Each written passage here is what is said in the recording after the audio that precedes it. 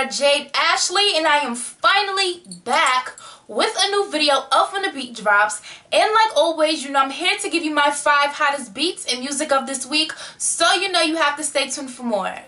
Okay guys, so let's dive into this week's beats. I feel like it's been forever, so I'm so excited to be doing a new video.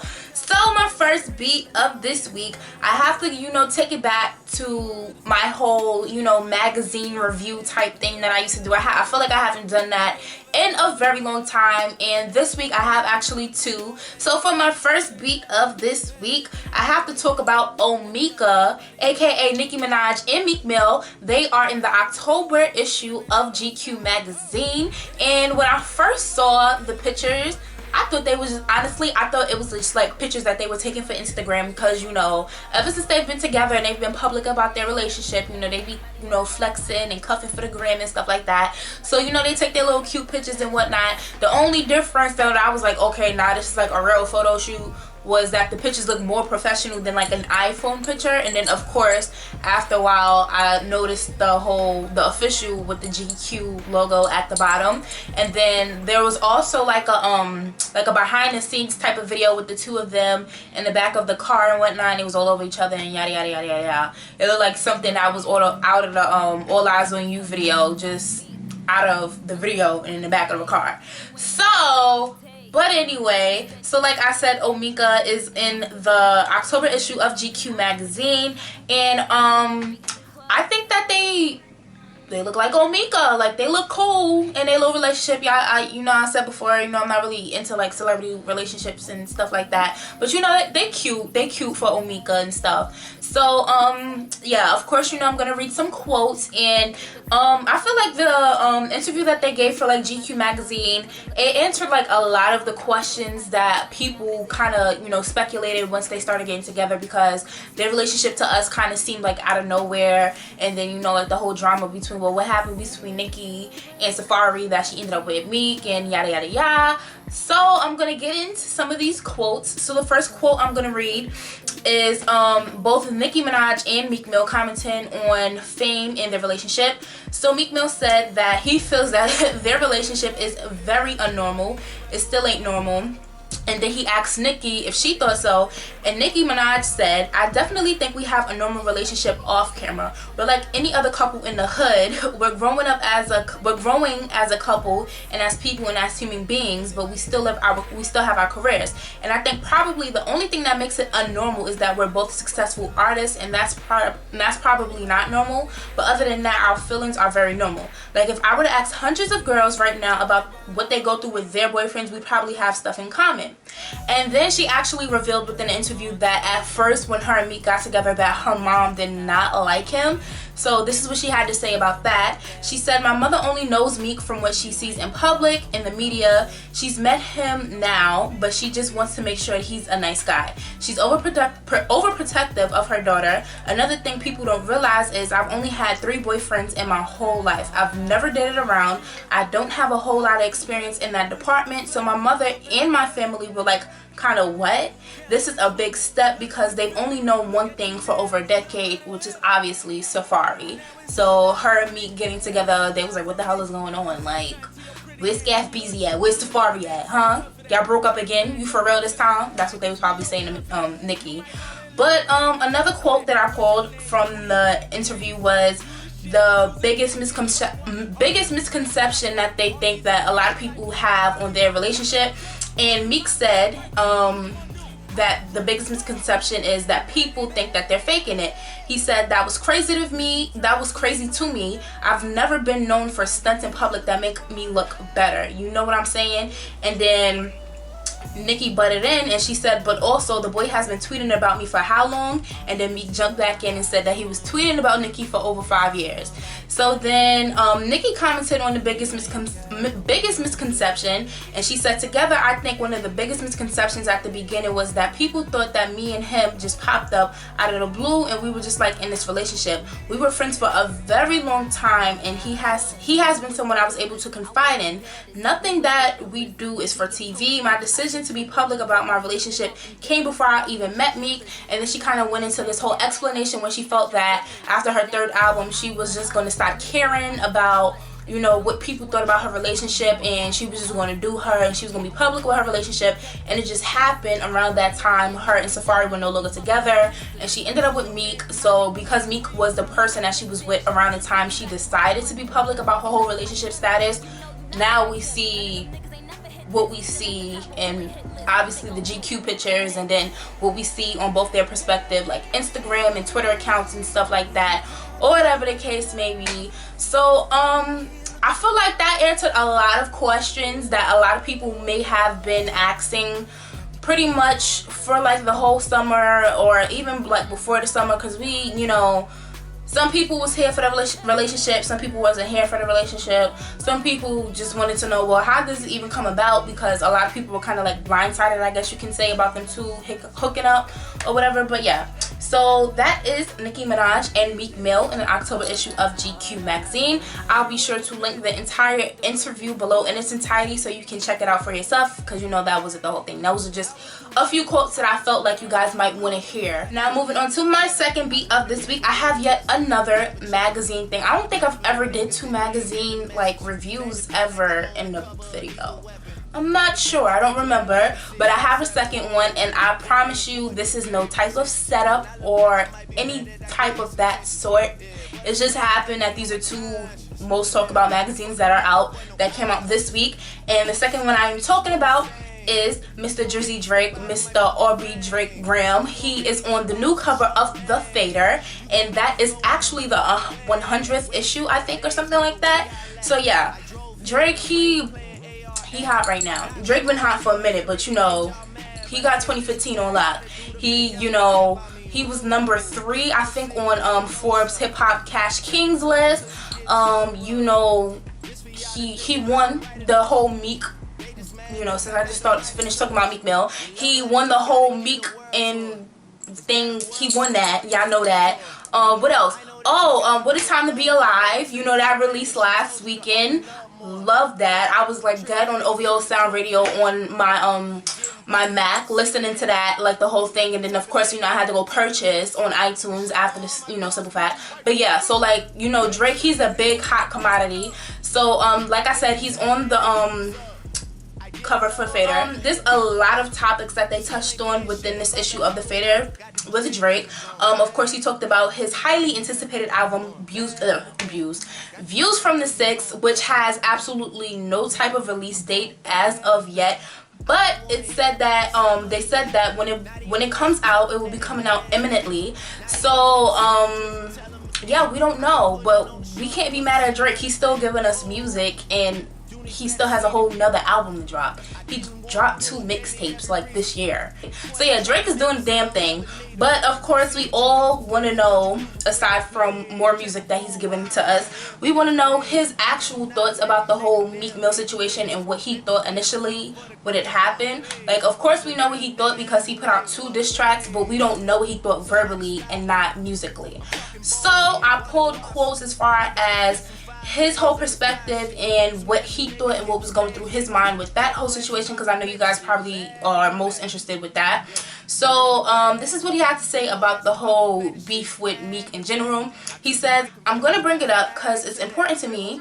I was at a charity kickball game, which we won, by the way, and my brother called me. He was like, I don't know if you're aware, but yo, they're trying to end us out here. They're just spreading like propaganda. Where are you? You need to come here." So we all circled up at the studio and sat there as Flex went on air, and these guys flip-flopped about how they were going to do this and how they were going to do that in the third. So then he also talked about like his whole being of him recording Charged Up, which was the first diss track that he released. And he said, "This is a discussion about music and no one's putting forth any music. You guys are going to leave this for me to do. This is how you want to play. You guys didn't think this through at all. Nobody. You guys have high-ranking members watching over you. Nobody told you that this was a bad idea to engage in this, and you have something. You're going to engage in a conversation about writing music and delivering music with me, and not to have anything to put forth on the table," which I kind of agree with, because like the whole thing started with Meek talking about, oh, he don't even write his own raps, Quentin Miller write his raps, and Drake was like, so you talking about me not writing my music and you ain't got nothing to put out to back up your statement? So then he was like, I gotta come with the Charged Up.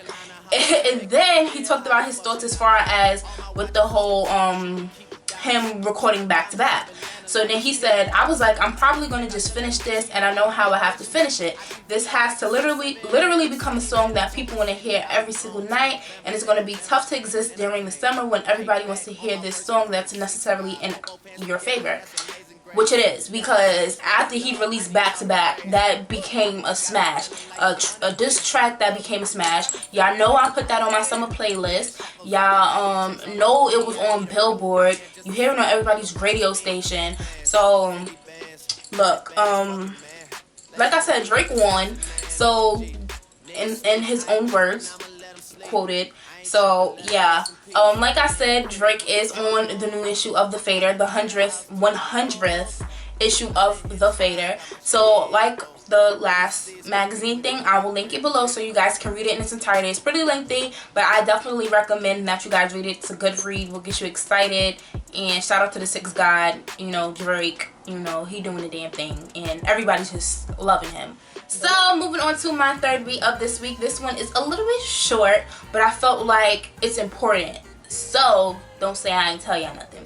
So yeah, so someone is making another comeback. You know, I've been gushing about the whole Janet Jackson comeback, and you know, that's set forth. You know, her album comes out next week. So, you know, Janet Jackson got her thing coming out, and now we have another comeback coming, and that comeback is coming from none other than the UK songstress herself, Miss Adele.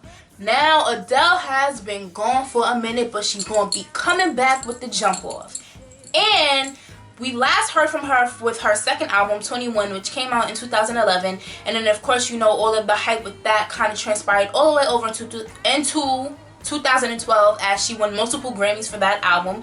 And then, you know, she kind of fell back after that. I know she had a child after her last album, and I really don't know what else has been going on in her life. I know she became a mom since then, but she has a new album that is coming out November 21st, and her first single should be coming out within the first or second week of November. So we have like a good month before we finally get to hear this new Adele music.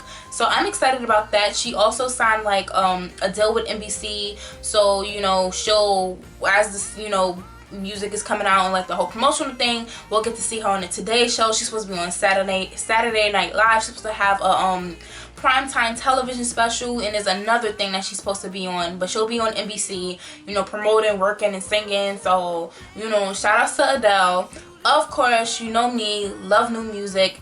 So when her music drops, it's going to be on the blog. I'm going to talk about it. If I love it, you know, just might be song of the week. So stay tuned. And yeah, I would say definitely listen to her first two albums and get yourselves prepared for when her new album comes out in November. So yes, moving on to my fourth beat of this week. This is something that we've all been waiting for, and the time has finally come, and that is season 2 of Empire, which happened this past week. And everybody and their mother, seriously, everybody and their mother, their grandmothers, aunts, uncles, cousins, brothers, sisters, fathers, everybody was in front of their televisions Wednesday night to catch the season 2 premiere of Empire. And the show has definitely grown a lot, and we got to see that literally within the first episode, just one freaking hour, and we saw the impact that season 1 had that dragged over into season 2. So I have my notes because I'm trying to pinpoint and, you know, touch everything. So yeah, so the first thing that I want to talk about is the number of viewers that was drawn in. So the total amount of viewers that, you know, came in from this season 2 premiere was 16.2 million viewers, and I was like, yes. Shout outs to Lee Daniels and the whole cast, and Timbaland and Neo and everybody that worked on the music, like, just yes. So moving into the actual episode itself, the first, you know, I guess scene you can say of the episode, it started with the whole Free Lucius concert that they had put on, and you know, the I guess you can say like the pushing force behind the whole thing was Jamal, because we all know that Jamal now runs Empire. He was the one that kind of got Empire. So, you know, now that Lucius is not, you know, there, Jamal is just, I guess he's the head. He's an artist himself, and then also he's like the head of it. And then, you know, Hakeem is like, yo, like, why we even here when we know he killed Bunky? He belonged to me. He needs to be in jail right now. And then Cookie like, yo, just shut up. We playing it off. And you know, cause Cookie, she's still in her mind.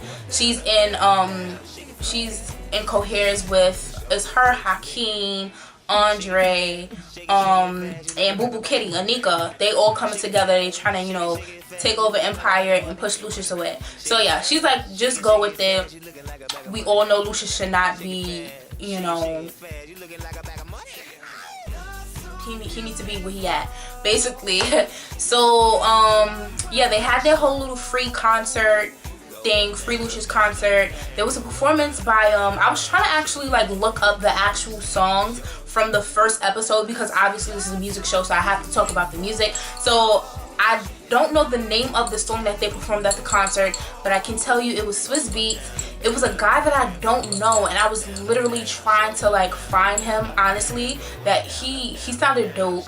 And then it was Jamal. They did some type of song at the concert, and then there were so many other faces that we saw at the concert. Like, it's so many like celebrity guests that was within one episode. It was just so many celebrity guests we saw. I have a list just so I don't make sure I don't, you know, miss anybody. So I already mentioned Swiss Beats. He made his guest appearance. Don Lemon was on there throwing, they threw shade at him, and he was a part of it. I was like, you dummy. Like, oh my god. Don Lemon, Al Sharpton. Oh my, the things people were saying about Al Sharpton, Lord Jesus. I was like, y'all are so disrespectful. But I felt bad because I was laughing at it. But yeah, Al Sharpton was on there.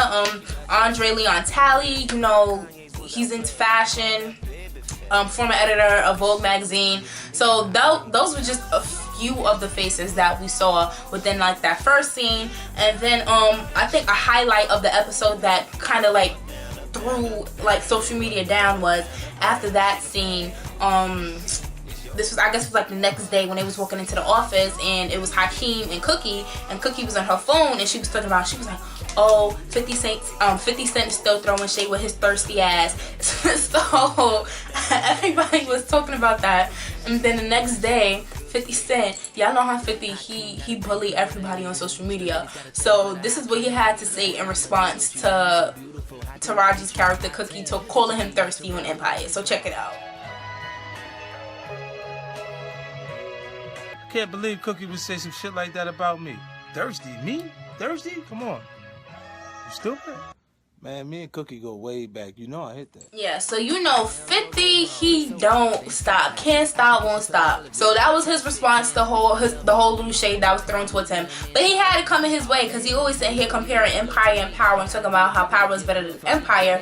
And them two shows ain't got nothing to do with each other, and they just both good shows. Like, but anyway, so off that whole topic. So basically, Cookie's motive for this whole, I guess for like this whole season, but we get to see within the first episode to like make us know what her motive is for the entire season, is that she's basically trying to get a new investor so she can basically take over Empire while Lucius is away in jail. Eventually that kind of like backfires, because the lady that she's looking to, you know, invest in the company and stuff like that, Lucius actually saw her and the lady like side by side next to each other on the television when they was doing the whole little free Lucius concert and stuff. So Jamal is just getting me so tight in this whole first episode, and I'm like, why? Because Jamal was seriously my boo last season, and I'm like, I understand, like, I guess he's trying to like be loyal to his father and stuff like that, but his father put him through hell, and then once he like gets Empire from his father, it's like now F everything everybody else gotta say. What Lucius say is what goes. And I guess you would say like Lucius is the owner of the company, so of course, but you would think that he would, you know. But anyway, so Jamal, he's like whole different mindset this season. So when Jamal goes visits his father, you know, he's like, oh, go find out who that lady was that your mother was talking to, whatever. So that quickly like backfires, and you know, Lucius secretly meets with the lady, and she decides to like leave Cookie alone and work with Lucius. So it's like Lucius locked up, but he's still Lucius. Like, he's still running things, he's still making stuff happen from behind bars. And I just be like, how the hell does this happen? Like, I have so many questions about things that inmates could do. Like, So many questions. But yeah, so other than that, I talked about Jamal bugging, and I need my boo to like, I need him to like regain consciousness and realize what's going on. But this is only the first episode, so we have a long way to go. So yeah, other than that, I talked about how Andre, even though he like bipolar, he was looking real good in them suits. Like, I mean, that ain't got nothing to do with like the whole storyline of the episode, but I just had to put that out there and let y'all know, like, what's his name? Trey Byers, I think his name is. His real name. Like, he looking real good. He was looking good. I was like, So yeah, Boo Boo Kitty, she lucky, because you know they engaged in real life. But anyway, other than that, back to what actually happened on the show. Other than him looking good, Chris Rock was the talk of the first episode, obviously, because he played Frank Gathers. Frank Gathers was his name. So Frank Gathers was basically the name that Cookie used to get out of jail. She kind of, you know, told, I guess you could say, she snitched, and that's how she kind of got out of jail. And Frank, he was kind of like suspicious, like, how am I in here? So Lucius was in jail with Cookie's cousin, who was played by D-Ray Davis, and D-Ray eventually snitched and said Cookie snitched on you to get you out of jail. So then he killed D-Ray, chopped D-Ray head off, and sent it in the box to Cookie. So then Cookie, she went to finally visit Lucius and was like, yo, Frank is on to me, and you know, we ain't safe. I need you to handle that. So then Lucius talks to Frank, because they in jail together now, right? So he talked to him, and he's like, yeah, so what's good? Like, you know, I need you to chill with all that. And then Frank, aka Chris, was like, yo, I ain't got no problems with you. You ain't do nothing to me. Cookie, nah, I have problems with, so I gotta finish her. So then Lucius, even when you think he crazy, he always turn around and make you be like, yes, Lucius. So basically, he's saying to him, look, I know you ain't got no problem with me, but Cookie, I'ma always love her no matter what. So if you got a problem with her, you have a problem with me. So then Frank, he was like, all right, so you gotta die. So then Lucius let it be known, look, I got people in this end fire. I take care of that person. I make sure his family good on the outside. I make sure he got what he need. So whatever I say, they do. So basically, he was like, make it loud. He was like, kill him. So he got Frank Gathers, played by Chris Rock, killed within the first episode. And I'm like, how the hell you do that? Like, it makes good. Okay, like, I'm sure inmates getting other inmates killed actually happens in real life within jail, but like, it was out in the open. Like, they was like in like a little room where everybody was at. Like, I don't know, like, how does that happen? Like, what kind of jail is Lucius in? Everybody was asking, like, what kind of jail was he in? And then everybody was like, look, who's scared of Chris Rock? Like, can't nobody take him serious as a serious drug kingpin. Like, it don't work. And then everybody was like, how Pookie go from being a crackhead to being a drug kingpin? Like, people was making so many connections between people's old characters and bringing them into this episode of Empire. But that just shows to you how many like guests was on just this one episode. So other than that, before Lucius got him killed, right, he had a visit from his daughters, and his daughter just happened to be like a rapper. So a lot of people was making jokes about the girl who played Chris Rock's daughter, because they was like, she first gave me Fantasia, but when she opened up her mouth and started rapping, she gave me Meek Mill. And I was dying. And I think I found her real name because I found her Instagram. I think she's a rapper, like, really, she's like, seriously, obviously she's a rapper, but she I guess her artist name is like Breezy, something like that. I guess her name is like Brianna or Brittany or something, her real name, and her stage name is like Bree something. But yeah, something going on, yeah. But anyway, so yeah, other than that, Boo Boo Kitty's twerk. It looked like Cookie is pimping Boo Boo Kitty now. So she told her to dance with the lady. This is out of order, y'all, but y'all should have saw the episode. If y'all didn't, y'all have to go watch it. But yeah, that's about it. The first episode, a lot of people was saying, oh my gosh, there was so much going on, and there was a lot going on, honestly. But when you think about the last episode of season the last 2 episodes of season 1, it was always a lot going on. So I guess they're trying to keep up the momentum of so much going on, and not to mention like it was so many other guest appearances that's gonna come later on in the season. So yeah, Empire, I'm excited it's back though. Like, I'm happy. Like, now I have something to watch on Wednesday nights because I didn't have anything to watch on Wednesdays. So yes. So my last beat of this week is actually, you guys know I didn't do a video last week, and I wanted to do a video last week, but I didn't, obviously. But this is a beat that I had from last week, and I still want to talk about it even though it's like a week later, because I'm really interested in this. And that beat is the 2015 BET Hip Hop Awards. And I know a lot of people that don't really get too excited about award shows on BET, but after the VMAs, y'all need to give BET their props and get excited for whatever award show come on that network, if you ask me. But also, the Hip Hop Awards is sometimes people's favorites because we all look forward to listening to the cyphers. But aside from the cyphers, I'm actually feeling like their nominations. Like, I'm really feeling their nominations. So I just want to read off a couple of the nominations to let y'all know who's, you know,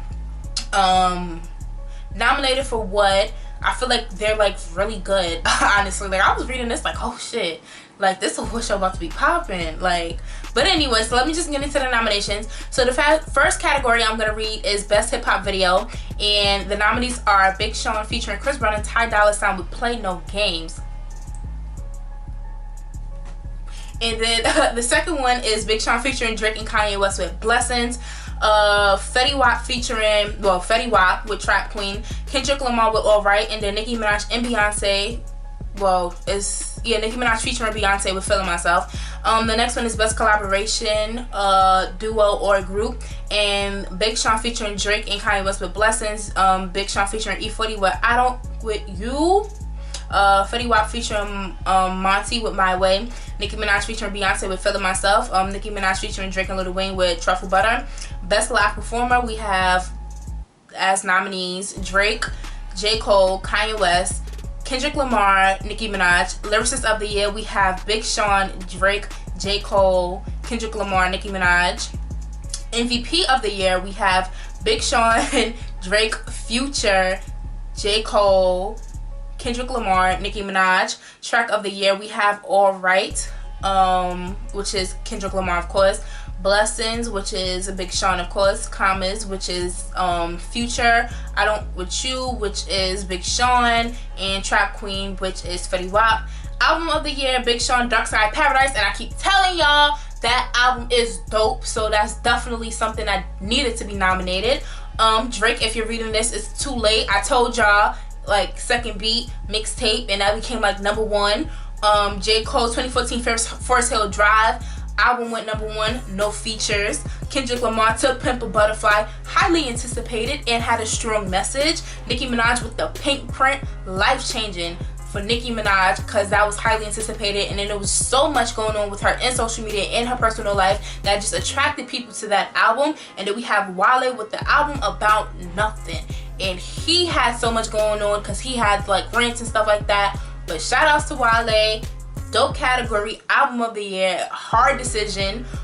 Who Blew Up Award, Bobby Shmurda, Dej Loaf, Fetty Wap, Ray Sherman, or Tink. Something that's also very hard. I don't know if Bobby Shmurda, because you know he's like in jail still, so I don't know how that's gonna work if he were to win. But yeah, Hustler of the Year, Dr. Dre, Drake, J. Cole, Jay-Z, Nicki Minaj. Best Club Banger, Big Sean, I Don't With You, Dej Loaf with Try Me, Fetty Wap with Trap Queen, Future with Commas, Rich Homie Quan with Flex, ooh, ooh, ooh, ooh. Best Mixtape, Future took this whole category, honestly. Future with 56 Nights, Future with Beast Mode, Future with Monster, not to mention that Future had an album come out, not to mention that Future had another mixtape come out with Drake, not to mention that Future said he releasing more music before that year is over. Future, this is Future's year too. Lil Wayne, Sorry for the Wait too, and then Travis Scott with Days Before Rodeo, and then you know his album Rodeo came out after that. DJ of the Year, DJ Drama, DJ Envy, DJ Esco, who just might win because I told you Future had a big year. DJ Khaled, DJ Mustard.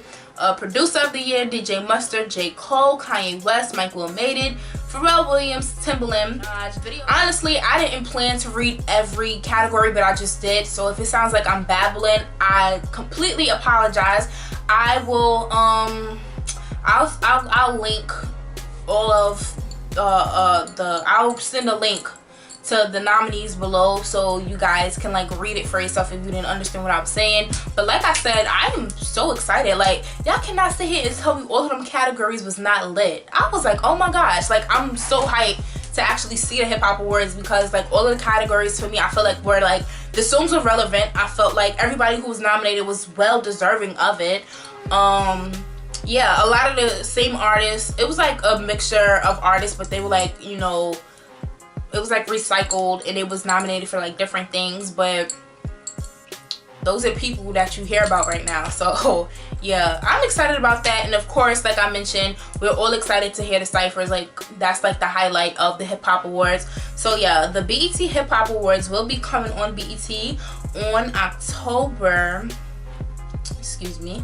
will be coming on BET October 13th at 8 p.m. and it will be hosted by Uncle Snoop once again. So yeah, I'm excited about that. I'll, you know, give you guys a reminder when we get closer to the day of when it's coming out, and yeah, I might review it as well. So we'll see what happens, depending on how good the show is, which I'm hoping it will be. But yeah, those are my 5 hot beats of this week. Okay guys, so of course, you know, I have to thank you for tuning into this week's video of When the Beat Drops. And like always, you know, I have to end every video by reminding you guys to comment on my videos, like my videos, subscribe to my channel, and share my videos with others. It would greatly be appreciated. I have absolutely no notes to leave you guys with this week, and I feel like I should have some notes for like the first When the Beat Drops video in like 3 weeks, but unfortunately I don't. So of course, you know, I have to leave you with my song of the week, and I had mentioned it like maybe 2 to 3 times that Drake and Future recently came out with a new mixtape called What a Time to Be Alive, and it's been out since last week Sunday, and I've been loving it. And my #1 song that I've literally been playing every single day since it came out is Big Rings. That is my song. So it was no way that I was not going to come back with a new video and not make that song my song of the week. So once again, I thank you guys for tuning in. I will see you later. So yeah, so bye guys. Hey guys, thank you for watching, and don't forget to share and subscribe, and I will see you all next time.